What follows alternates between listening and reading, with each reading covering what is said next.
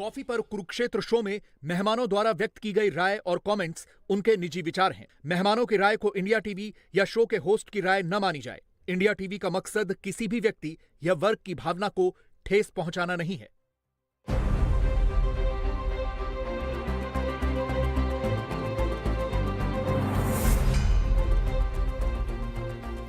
नमस्कार, बहुत स्वागत व्यूअर्स आप सभी का। आप देख रहे हैं आपका प्रोग्राम कॉफी पर कुरुक्षेत्र। मैं हूं रोज की तरीके से सौरभ शर्मा, आपके साथ बताते हैं आपको अंदर की बातें जो कोई और आपको नहीं बताता।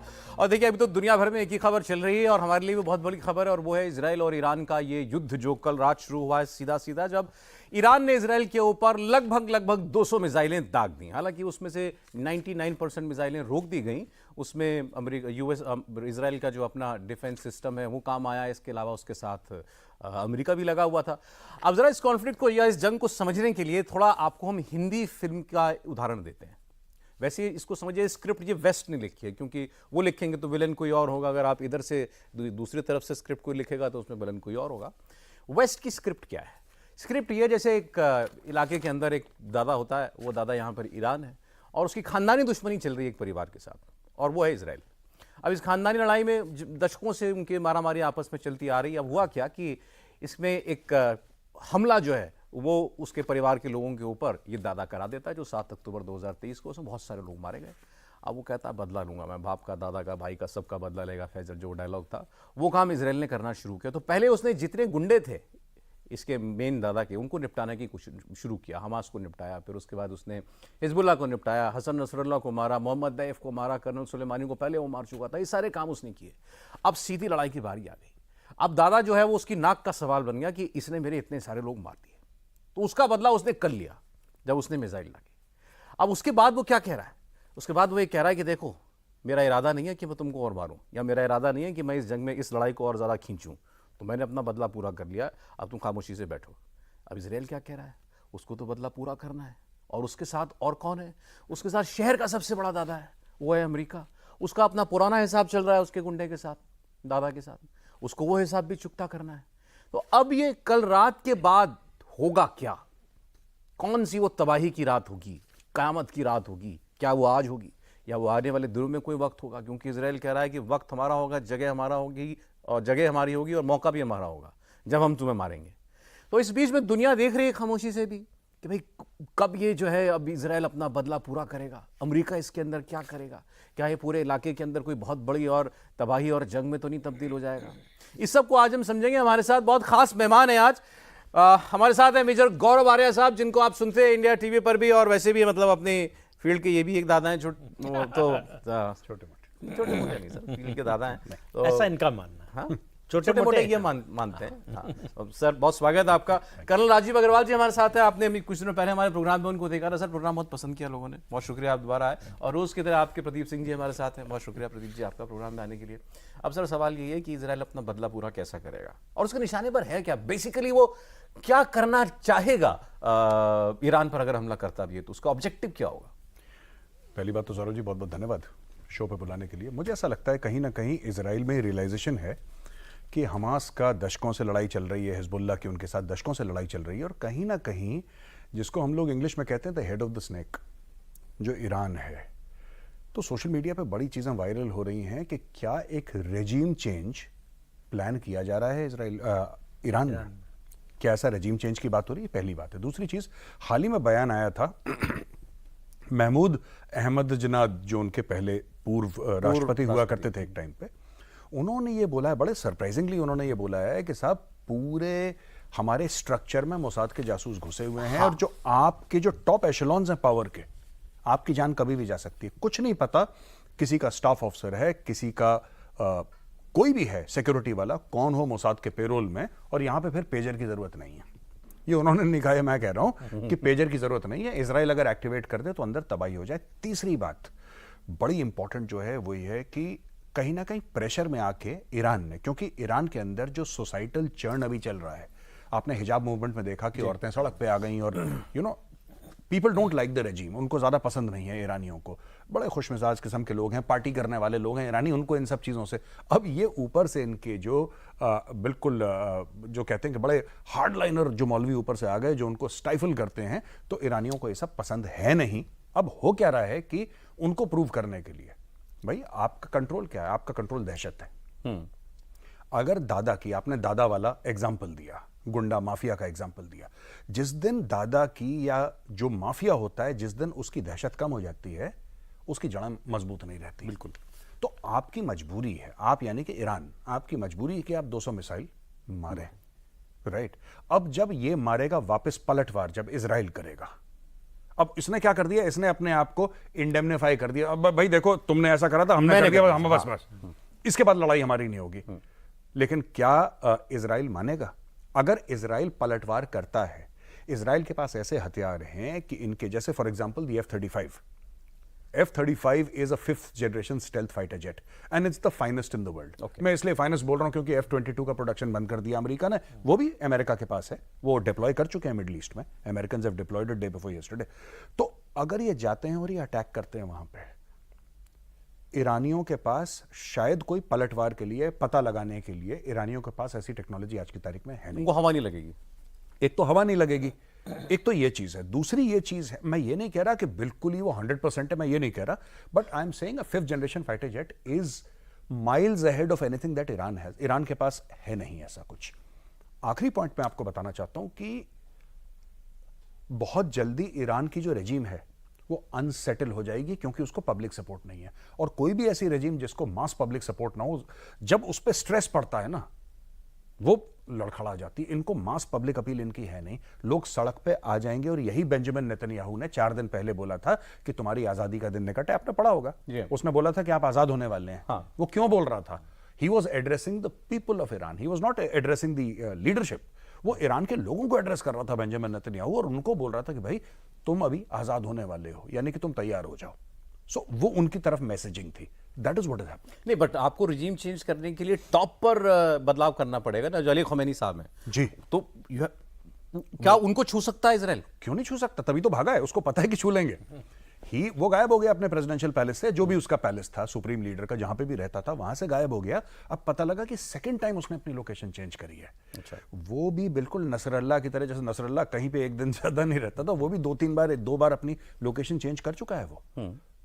क्योंकि एक और चीज बेंजामिन नेतन्याहू ने बोली थी, और ये इसने अमेरिका में बोली थी, कि कोई ऐसी जगह नहीं है जहां पे तुम हमसे छुप पाओगे, हमें पता है तुम कहां पे हो, and we'll hunt you down, we'll मतलब। सर लेकिन वो केवल एक पॉलिटिकल फिगर नहीं है ना, वो सुप्रीम लीडर है ईरान की, ये तो बात ठीक है। हाँ। बट वो एक रिलीजियस लीडर है। दुनिया भर के शियाओं के जो करोड़ों में होंगे, हमारे यहाँ भी करोड़ों में हैं लोग, वैसे उनके सुप्रीम रिलीजियस लीडर है। हाँ, लेकिन मैं एक और उनको छूने का मतलब नहीं, उनको कोई मतलब कुछ नहीं होगा।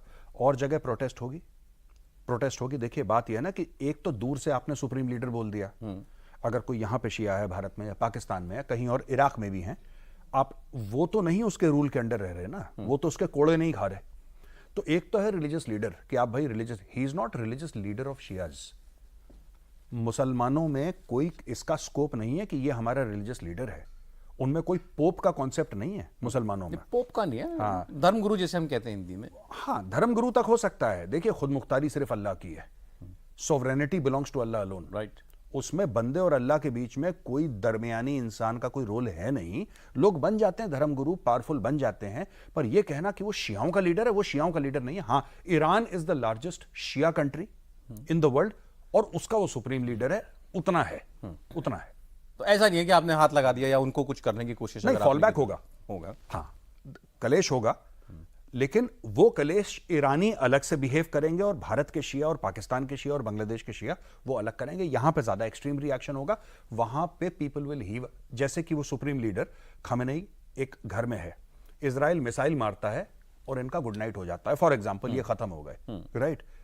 ईरान में जो भी होगा प्रायोजित होगा, कि लोग आ गए सड़क में फ्लैग्स लेके और मास्क वास्क पहन के, ये सब जो ड्रामा चलता है वहां पे, वो एक प्रायोजित है, वो एक स्पॉन्सर्ड है, वो जरूर होगा। लेकिन आम लोग जो हैं, they will heave a sigh of relief. एक पोस्टर था बड़ा फेमस, पता नहीं आपकी नजरों से गुजरा कि नहीं।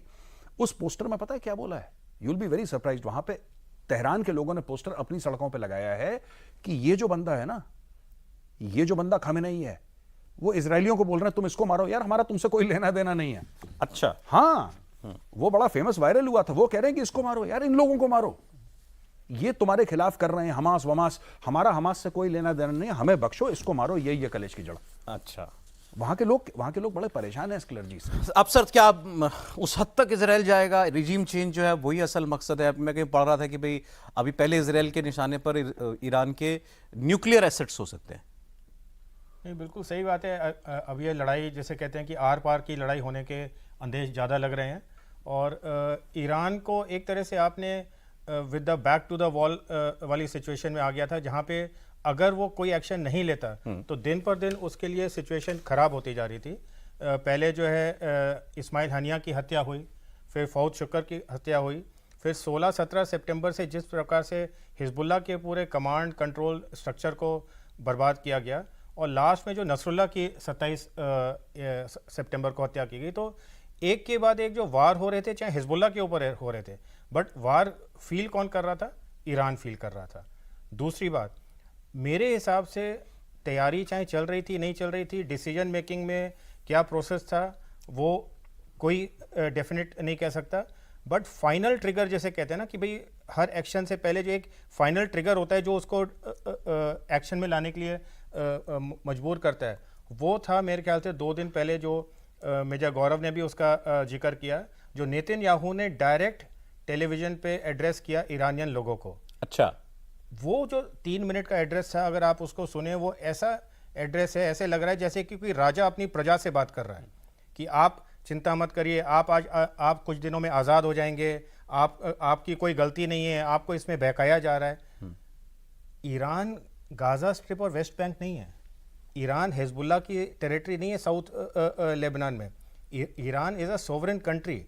आप एक सोवरेन कंट्री के लोगों के साथ इस तरह से जो एक ब्रॉडकास्ट कर रहे हो, यानी कि आप डायरेक्ट थप्पड़ मार रहे हो उनकी लीडरशिप और रजीम के ऊपर।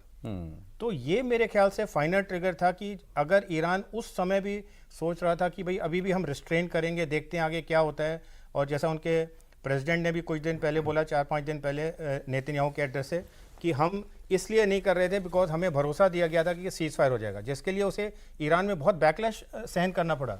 अच्छा, कि ये कैसा आपका पुअर डिसीजन मेकिंग प्रोसेस है कि आप अपनी प्रेस्टीज, अपने स्टेटस को छोड़ के आप एक तीसरी पार्टी के ऊपर डिपेंडेंट हो कि अगर वो सीज फायर कर देगा तो चलो हम मान लेंगे कि अभी हमें हानिया और नसरुल्लाह की डेथ का बदला लेने की ज़रूरत नहीं है।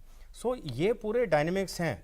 रजीम चेंज तो यूएस और इजराइल कम से कम 10-15 साल से चाह रहे हैं। न्यूक्लियर एसेट्स को टारगेट करने की उन्होंने कई बार कोशिश की है। उन्होंने साइबर अटैक भी किया उनके नतान्स के जो न्यूक्लियर प्लांट के ऊपर। स्टकनेस वायरस जो आप लोग ने नाम सुना होगा, 2011 में उसने पूरे उनके जो सेंट्रीफ्यूज वगैरह थे उनको क्रिपल कर दिया था। सो ऐसी बात नहीं है। आज भी अगर आप पूछेंगे इजरायली लीडरशिप से या यूएस लीडरशिप से, वो तो हम ही भरेंगे कि हाँ भी रजीम चेंज हमारा तख्ता पलट करना है। बट ईरान इतना छोटा नहीं है, ये एक सिविलाइजेशनल पावर है। इसका साइज इजराइल से 13 से 14 गुना बड़ा है। अगर आप 11 महीने में 40 किलोमीटर बाई 5 किलोमीटर की स्ट्रिप को पूरा नस्ता नाबूद नहीं कर पाए हैं, जबकि आप बिल्कुल कारपेट बॉम्बिंग कर रहे हैं वहाँ पे, आपने हर तरह के वेपन्स अपने इस्तेमाल कर लिए हैं इजराइल ने, तब भी अभी भी गाजा स्ट्रिप में लोग मौजूद हैं।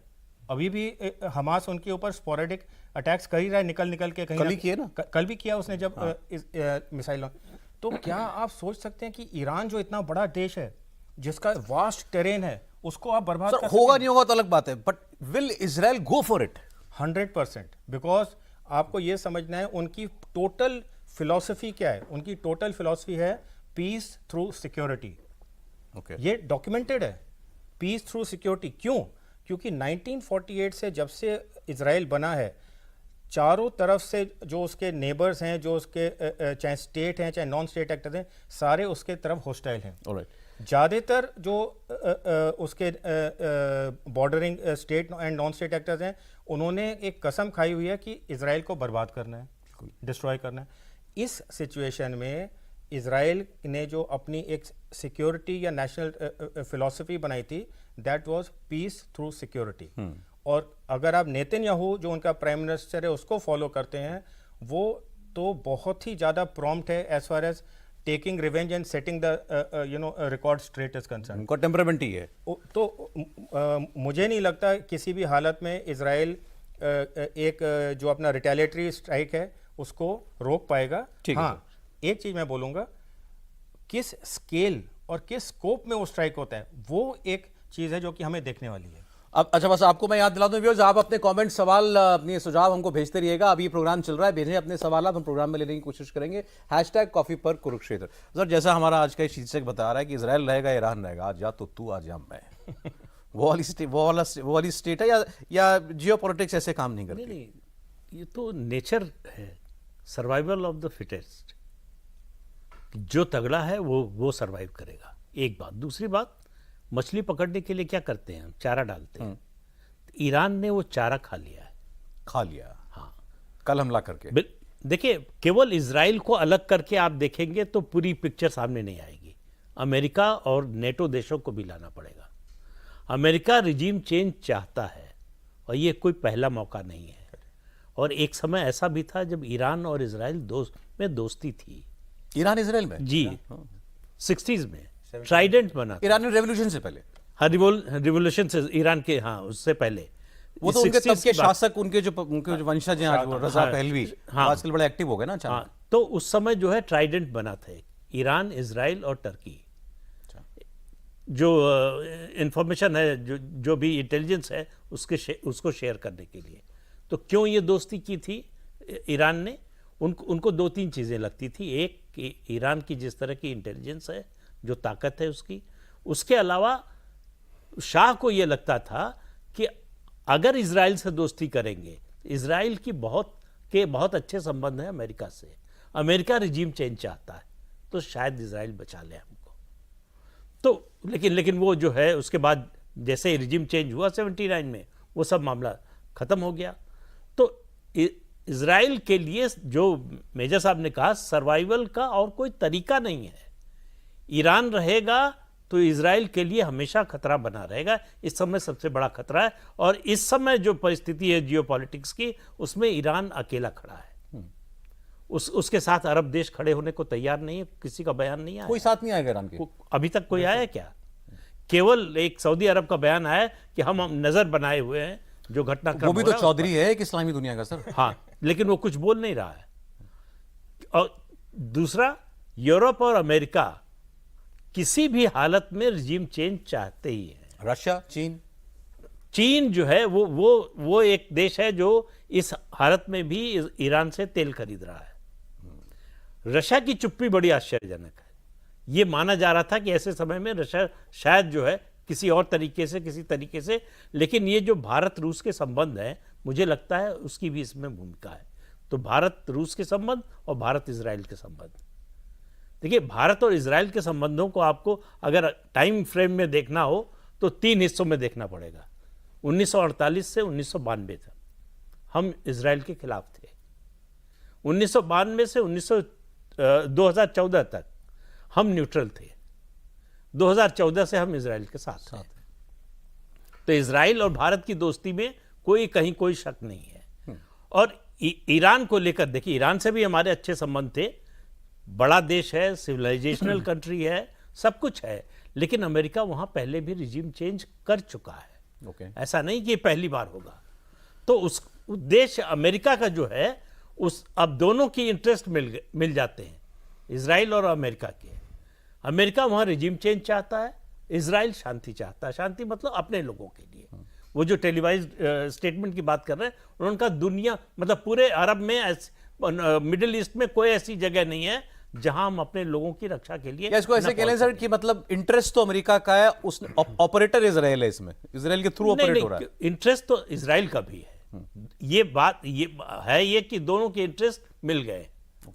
और एक ही समय पे, अलग अलग समय पे अलग अलग इंटरेस्ट होते हैं देशों के। इस समय दोनों का इंटरेस्ट, वो अमेरिका को भी लग रहा है कि इजराइल जो कर रहा है, बार बार अमेरिका कह रहा है कि अपने को डिफेंड करने का अधिकार है इजराइल को। नेटो का कोई देश देखिए आप जो है इजराइल के खिलाफ बोलने को, बल्कि पक्ष में भी बोल रहे हैं, खिलाफ की क्या बात।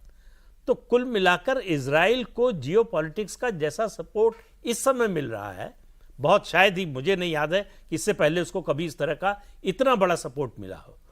तो ईरान ने गलती कर दी है ये अटैक करके। और सही बात है जो दोनों कर्नल साहब भी और मेजर साहब भी कह रहे हैं कि इजराइल के सामने कोई चारा नहीं था। अगर वो रिटेलिएट नहीं करते तो तो भी मरते, रिटेलिएट किया है तो भी मरना है। अब सर, एज रिजीम चेंज मतलब है, एक टर्म हो गया, लेकिन आप कैसे इसको इफेक्ट में कैसे लेकर के आएंगे? भाई दुनिया में अभी आज 2 साल से जंग चल रही है अभी रशिया और यूक्रेन की। लगा था कि निपटा देगा 2-4 महीने के अंदर रशिया, 2 साल हो गए।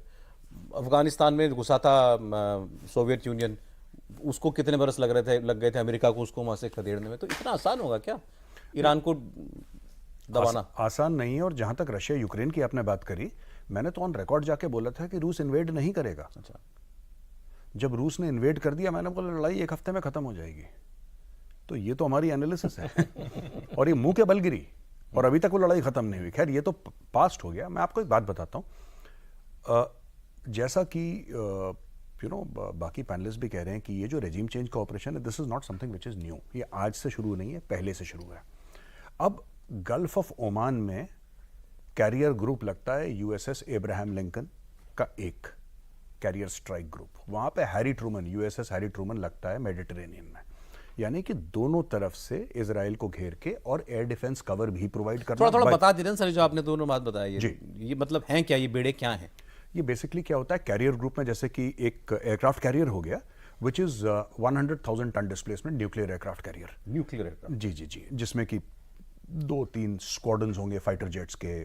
ज़्यादातर F-18s हैं उनके पास, लेकिन और भी होंगे इनमें, F-35 भी होंगे। इसके अलावा तो इन्होंने दोनों जगह ऐसे लगा रखे हैं। तो मेडिटेरेनियन कहाँ है? If you look towards the west of Israel, अगर आप देखेंगे बिल्कुल इसराइल के बिल्कुल वेस्ट पे, उसके आसपास आके ये रुक गए हैं। थ्रू यूरोप आए थे, नक्शे में क्लियर हो जाएगा, यहाँ पे रुक गए। दूसरी तरफ साहब ये पूरा इनका मैटर हो गया यहाँ पे गल्फ ऑफ ओमान में जो टहल रहे हैं ये सब लोग। इसके अलावा उन्होंने F-15 fighter jets, F-15 eagle, आपके F-22 रैप्टर्स, आपके F-16s, ये सब तैनात कर दिए। एडिशनल फोर्सेस भेज दी अमेरिका ने वहां पे। जहां तक आपका सवाल है कि क्या रेजिम चेंज इतना आसान है, बिल्कुल आसान नहीं। अगर आसान होता कब तक कर चुके होते ये लोग कर चुके होते। लेकिन इनको ऐसा लग रहा है कि, मैं बताता हूं, इसमें बड़ी इंटरेस्टिंग चीज है। एक जिसको हम उत्तर प्रदेश में कहते हैं ना भौकाल, ईरान का उस एरिया में भौकाल है क्योंकि उसने हर जगह टेरर, अपने सेल्स, अपने प्रॉक्सीज डाल रखे हैं। And Iran is not very liked in the Muslim world. ये बहुत गलतफहमी है लोगों की यहाँ पे भी, भारत में भी, कि साहब ईरान जो है बड़ा, सऊदी अरब उसको पसंद नहीं करता, जॉर्डन उससे शदीद नफरत करता है, और ऐसे कई सारे हैं जो ईरान को ऐसा मानते हैं कि यार ये इट इज अगेंस्ट, क्योंकि ईरान कभी इसको फंड करा, इसको फंड करा, जाओ इससे लड़ो, ये करो, ये ईरान करता रहता है। ईरान की फॉरेन पॉलिसी का हिस्सा है। तो जो ईरान का पावर है, अभी तक हमने देखा है, हमने मिलिट्री पावर बहुत कम देखा है ईरान का। कोई टेस्ट ही नहीं हुई। हाँ, नहीं मतलब ईरान इराक वॉर की बात है, लेकिन that is a old matter ना, आप उसको छोड़ दीजिए, let's not talk about America साथ था। हाँ, तो वो मैटर अलग है। लेकिन अगर आप लेटेस्ट देखें पिछले 20-30 साल में, क्या ईरान का मिलिट्री पावर टेस्ट हुआ है? नहीं। ईरान का जो भी ये भौकाल है सो कॉल्ड, ये because of Hamas, Hezbollah, Houthi, फलाना, ऑल दीज थिंग्स ना। और जब तक ये भौकाल कब तक कायम होगा? तब तक कायम होगा जब तक आप मैदान जंग में खुद नहीं उतरेंगे। अगर इनको उतरना पड़ा तो हो सकता है कि ये उतने बड़े बाहुबली ना निकले ईरानी। मैं ये नहीं कह रहा कि उनकी रेजिम गिर जाएगी या ईरान को कोई भी एक चांटा मारेगा तो ईरान, मैं ये नहीं कह रहा, पर मैं कह रहा हूं कि ईरान का एक भौकाल है और हो सकता है वो भौकाल उतना सॉलिड ना हो। They don't have that kind of back. Publicly हम क्या जानते हैं ईरान के मिलिट्री माइट के मारे पे? देखिए, काफी चीजें तो प्रोजेक्टेड हैं, काफी चीजें उनकी सीक्रेट हैं। उनके पास रशियन वेपनरी बहुत ज्यादा है, चाइना से भी उन्होंने वेपनरी ली है। लेकिन ये कैसी बैलिस्टिक मिसाइल है जिसमें ये 200 फायर करते हैं और गिरती 2 भी नहीं है? ये कुछ या तो the Israelis are very good, जाहिर सी बात है, अपने एरो लगा दिया। तो जॉर्डन ने भी रोक ली सर, एक आदमी, कई सारी रोकी जॉर्डन ने, सऊदी अरब ने रोकी, लेकिन आपने एरो का सिस्टम लगा दिया, आपने डेविड स्लिंग लगा दी, आपने वो आयरन डोम लगा दी, आपने ऐसे 3 टियर सिस्टम लगा दिया। अब उनकी वो, they are pretty well protected the Israelis. क्या ईरान में यह काबिलियत है कि सऊदी अरब या और देश, या ऊपर से अगर तेहरान से भी आए, जहां से सऊदी अरब की जरूरत नहीं है, ऊपर से आके वो लोग आके और they can land attack Israel? वो नहीं होगा। ये होगा वही चीज। लेकिन एक चीज कर सकता है ईरान, बैलिस्टिक मिसाइल डाल रहा है ना ये, क्या ईरान अपनी एयरफोर्स भेज सकता है over Israeli skies to bomb? Israel भेज सकता है। मुझे नहीं लगता ये, देखिए, ये कोशिश करेंगे आसपास के जो देश है ना, इराक में बहुत कम लोगों को पता है कि Iraq is also Shia majority by the way. Iraq की शिया मेजोरिटी। हाँ, वहां पे रूल सुन्नीस का रहा है ज्यादातर, लेकिन it is a Shia majority area. तो क्या ये इराक से लॉन्च कर सकते हैं अपनी एयर स्ट्राइक्स? देखिए, जो सिग्नलिंग होगी कि they are very serious about war, ये नहीं कि आपने ड्रोन डाल दिया, बैलिस्टिक मिसाइल, वो पुरानी पता नहीं बंदा तुम्हारा जाता है कि नहीं जाता? बंदा फिजिकली, हाँ, boots on the ground are very difficult. आप बोलें कितना करके, I don't think they have the logistical capability कि इजराइल पे अटैक कर दें, और वो करेंगे भी नहीं। पूरी दुनिया बीच में आके उनको पहले ही निपटा देगी। लेकिन क्या उनके fighter jets, can Iranian fighter jets fly over Israeli skies? That I think will be the true measure of Iranian prowess, कि भाई आप कर सकते हो कि नहीं कर सकते, आपकी एयरफोर्स वहां पे उड़ती है कि नहीं उड़ती, ये देखते हैं। मुझे नहीं लगता कि दे विल टेक दैट वही चांस। बहुत डिपेंड करता है ना कि इजराइल करता क्या है, मतलब किस किस्म का रिस्पांस कल रात के हमले का इजराइल देगा। मैं तो ये कहता हूं कि अगर इजराइल ने बैलिस्टिक मिसाइल फायर करी अपनी, क्या इनका एयर डिफेंस इतना स्ट्रांग है कि तेहरान के ऊपर बचा ले? मैं कह रहा हूं, मैं ये नहीं कह रहा इजराइल करेगा, पर अगर इजराइल रिस्पॉन्ड करता है विद बैलिस्टिक मिसाइल। दो बातें क्लियर हो गई देखिए अभी तक की बातचीत में, कि बिल्कुल अलग थलग हो गया है ईरान। मुस्लिम दुनिया ही उसके साथ नहीं है, मुस्लिम दुनिया में उसको बहुत पसंद नहीं किया जाता, जिस तरीके की वो पावर एग्जर्ट करने की कोशिश करता है या इन्फ्लुएंस करना चाहता है अपने ये साइड किक्स के जरिए आसपास के देशों को। और दूसरी बात कि उसकी मिलिट्री पावर की तुलना आप बिल्कुल ही नहीं कर सकते जो इस वक्त इजराइल और अमेरिका के साथ पास जो दूसरी घरेलू सिचुएशन, और उसकी घरेलू सिचुएशन भी, कि उसके यहाँ लोग चाहते हैं भी निजात मिले, छुटकारा मिले, बहुत हो गया इनका आतंक, बहुत हो गया। अब सर सवाल जो उन्होंने कहा, किस आपने भी कही कि मतलब किस स्केल का जवाब इजराइल देगा? अच्छा, हम ये क्यों मान के चल रहे हैं कि नहीं, ये तो दंगा होना ही होना है, झगड़ा होना ही होना है बड़ा? उसने भी कह दिया भाई देख, तूने मेरे बंदे मारे, तूने हमास निपटाया, तूने हिजबुल्लाह निपटाया, नसरुल्लाह मारा, फलाना किया, मेरे को एक हमला करना था, मैंने कर दिया, और अब मैं कह रहा हूं कि मेरा कोई इंटेंशन नहीं है कि मैं लार्जर वॉर में पड़ूं। ये तो ईरान ने कह ही दिया है। तो क्या तो दुनिया कहने से क्या होता है? नहीं, मैं इसलिए कह रहा हूं कि भाई क्या ये सेंस भी प्रिवेल कर सकती है कि चलो भाई अब इसको फिलहाल मत बढ़ाओ इस बात को इजराइल। सो देखिए, इजराइल के पास दो ऑप्शंस हैं। पहला ऑप्शन है जो उसने अप्रैल में किया था, कि ईरान ने जो कल 200 या 180 मिसाइल दागे हैं, उसमें से 18 या 20 मिसाइल एज पर रिपोर्ट्स गिरे हैं, बट वो सारे मिलिट्री टारगेट्स पे गिरे हैं। तो उसने कहा है कि भी हमने कोई सिविलियन इंफ्रास्ट्रक्चर को अभी तक टच नहीं किया है, और क्योंकि ये मिलिट्री टारगेट से, इन मिलिट्री टारगेट से ही हमारे लीडर्स, चाहे नसरुल्लाह, हनिया के ऊपर जो F-35 या F-16 एयरक्राफ्ट थे उनको लॉन्च किया गया था, इसलिए ये हमारे लेजिटिमेट टारगेट थे। यूएन चार्टर का जो आर्टिकल 51 है हमें पूरा हक देता है कि हम सेल्फ डिफेंस में इस तरह का रिटेलिएशन कर सकते हैं, हमने कर दिया, अभी ये हमारी तरफ से पूरा है। अब इजराइल क्या कर सकता है? इजराइल या तो अप्रैल की तरह उसी प्रकार ईरान के किसी मिलिट्री टारगेट के ऊपर स्ट्राइक कर सकता है और छुट्टी होगी, और छुट्टी होगी, या फिर वो एस्केलेट करे तो वो इजराइल किसी भी हद तक जा सकता है। और जैसा मेजर गौरव ने कहा, इजराइल के पास as far as air force is concerned asymmetric advantage है, यानी ईरान के पास उसका कोई मुकाबला नहीं है। ईरान का जो एयर डिफेंस है, चाहे अगर आप उसका जो लेटेस्ट एयर डिफेंस सिस्टम है बवार 373, जो कि उसने जस्ट गाजा वॉर से पहले ऑपरेशनलाइज किया था, वो भी इतना काबिल नहीं है कि जो स्टेल्थ फाइटर्स हैं उनको वो रोक सके और क्या कहते हैं उनको बर्बाद कर सके। अच्छा। सो इजराइल के पास एयरफोर्स और एयर डिफेंस में एसिमेट्रिक सुपीरियरिटी है ईरान के बावजूद।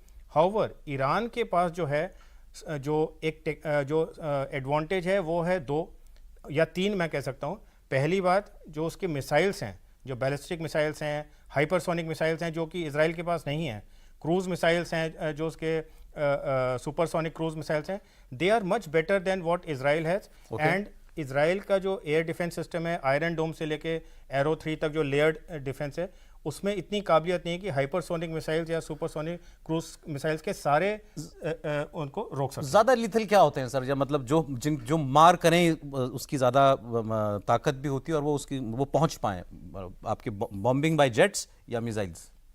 नहीं, देखिए, चाहे बॉम्बिंग बाय जेट्स हो या मिसाइल्स हो, ये दोनों हैं क्या है? ये कैरियर ऑफ वॉरहेड्स हैं, राइट।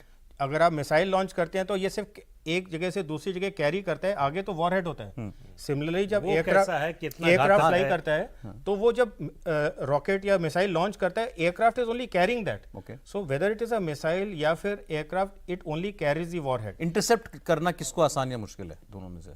दोनों की बिल्कुल अलग टेक्नोलॉजी है, और but I would say hypersonic और सुपरसोनिक जो बैलिस्टिक मिसाइल्स हैं, क्योंकि वो अर्थ के एटमॉस्फेयर के बाहर जाके और री एंट्री करते हैं, और हाइपरसोनिक मिसाइल्स में इवेजन टेक्नोलॉजी होती है, यानी वो ग्लाइड करके जो इंटरसेप्शन वाले जो मिसाइल्स आते हैं उनको इवेड करने की काबिलियत होती है। सो इसलिए हाइपरसोनिक मिसाइल जो कि लेटेस्ट टेक्नोलॉजी है, जो कि बहुत चुनिंदा देशों के पास ही है, उसका बहुत बड़ा एडवांटेज है। सर अब मैं कुछ व्यूअर्स के सवाल आए हैं, आप तीनों के लिए एक एक सवाल मैं रख रहा हूँ। प्रदीप जी, पहले आपके लिए एक सवाल है कि वो भारतीय जो सनातनी सोच रखते हैं वो इस ऐसी कॉन्फ्लिक्ट में अपने आप को इजराइल के नज़दीक क्यों पाते हैं? इजराइल के नज़दीक इसलिए पाते हैं कि मजबूती, मतलब जिसको कहते हैं हौसला, और सबसे बड़ी बात शत्रुबोध इजराइल में है कि आपको पता होना चाहिए कि आपका मित्र कौन है, शत्रु क्या है, और हमेशा आपको इस बात का अंदाज़ा होना चाहिए कि आपके शत्रु की ताकत क्या है और आपकी अपनी ताकत क्या है। तो जो आम हिंदुस्तानी है, जिसको उन्होंने सनातनी कहा है, मैं कह रहा हूं उसकी हमेशा ये इच्छा रहती है कि भारत को इजराइल जैसा होना चाहिए। हम उसको आदर्श मानते हैं। दुश्मन से कैसे लड़ा जाता है ये हम मानते हैं कि इजराइल से बेहतर कोई नहीं जानता। अगर हमको सीखना है तो इजराइल से सीखना चाहिए। ठीक है, तो हमारा सिक्योरिटी टर्म्स में हमारा मतलब हम we look up to Israel. बिल्कुल। ओके, मिस्टर गौरव आर्या से पूछ रहे हैं सिद्धांत चतुर्वेदी, आपसे जो सवाल पूछा था सर वो एडवोकेट अमित शर्मा ने पूछा था। अमित जी, आपका सवाल मैंने पूछ लिया।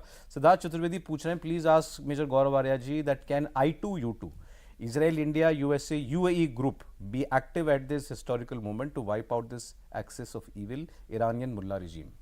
आई don't think so. I don't think कि उनका कोई डायरेक्ट इसमें चीज़ होगी, बट ये आंसर है कि नहीं, आई डोंट थिंक सो।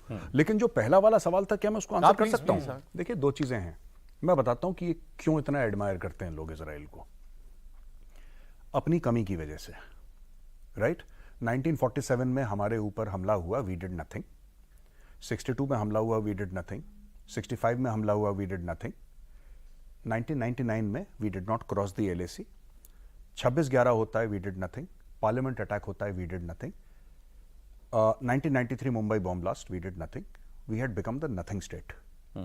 कभी नहीं करना। यहां पे एक बहुत डीप फ्रस्ट्रेशन है भारत में कि ये छोटा सा देश है, दुश्मन सराउंड कर रखे हैं, लेकिन अभी तक झुका नहीं। ये लड़ता है, ये लड़ता है। ऐसा होना चाहिए। मोदी जी को जो सपोर्ट मिला जब सर्जिकल स्ट्राइक्स हुई या बालाकोट हुआ, क्यों? Because then you got flashes of Israel कि we also have that capability. ये जो टोटल कॉन्सेप्ट है, घर में घुस के मारेंगे, कहां से आता है? वही तो कर रहा है इजराइल कब से, जब से पैदा हुआ 48 से घर में घुस के ही तो मार रहा है वो। सही है ना? आज जो लोग रो रहे हैं कि हमारी टेरिटरी पकड़ ली, ये कर लिया, भाई आप ही ने अटैक करा था। अगर इजराइल हार जाता तो आप इजराइल की टेरिटरी पकड़ लेते। उसने आपको हरा दिया, उसने आपकी पकड़ ली, इसमें रोना क्या? यही है बात। हमारा अपना कॉम्प्लेक्स है जो हम देखते हैं कि अच्छा यार इसके जैसा बनना है हमको, इसके जैसा हम होना अपने है। को सॉफ्ट स्टेट मानते हैं। सर एक आखिरी आपसे जो सवाल है, विवेक मिश्रा जी पूछ रहे हैं, कर्नल साहब, will Russia and China join Iran if Israel रिटेलिएट्स? Russia China साथ देंगे क्या ईरान का? प्लीज थोड़ा सा शॉर्ट में जवाब देना। रशिया और चाइना क्लोज एलाइज हैं ईरान के, बट रशिया इस समय एक्टिवली इन्वॉल्व है यूक्रेन वॉर में। वो सपोर्ट दे सकता है, हो सकता है मिलिट्री वेपन्स एंड इक्विपमेंट जो कि ऑलरेडी वो पहुंचा रहा है ईरान में, वो पहुंचा सके, बट एक्टिवली इन्वॉल्व होने का अभी कोई स्कोप मुझे ऐसा नहीं लग रहा। अमेरिका की तरह खुल के आ जाए जैसे वो हाँ, इजराइल के साथ, ऐसे ईरान के ऐसा साथ नहीं आ हो। जाए। और चाइना तो आपको मतलब you have to rule it out, because China इस तरह के झमेले में कभी पड़ता ही नहीं है। वो उसकी जो नेशनल और वो मिलिट्री, बम बना के किसके लिए रख रहा है फिर वो? हाँ, तो उसकी जो नेशनल स्ट्रेटेजी है, that does not involve getting involve in any military conflict, चाहे आपका वो क्लोजेस्ट एलाई हो जो कि ईरान है या कोई भी है। सो डायरेक्ट सपोर्ट तो मेरे हिसाब से दोनों में से किसी का नहीं मिलेगा। Russia through weapon platforms and equipment जरूर ईरान को सपोर्ट करेगा। देखिए साहब, आपके बहुत सवाल आपके पास बहुत सारे होंगे, हम कोशिश करते हैं जो बातचीत होती है उसमें आपको आपके जवाब भी मिल जाएं, और कुछ एक सवाल हम लोगों ने लिए भी। देखिए इतना बड़ा जंग और दुनिया का इतना बड़ा ये हिस्टोरिक, जैसे एक सवाल व्यूअर ने कहा कि एक मौका चल रहा है, अब उसको 30 मिनट में सपेटना तो मेरे बस का तो नहीं था, कोशिश की है। बहुत शुक्रिया गौरव साहब, मेरे साहब आप प्रोग्राम में आए। अभी तो मुझे लग रहा है मामला लंबा चलेगा सर, तो फिर थोड़ा सा वक्त आपका हम और लेते रहेंगे। जी बिल्कुल। प्रदीप जी बहुत शुक्रिया, बहुत धन्यवाद आपका। कर्नल साहब बहुत शुक्रिया आपका ये प्रोग्राम में आने के लिए।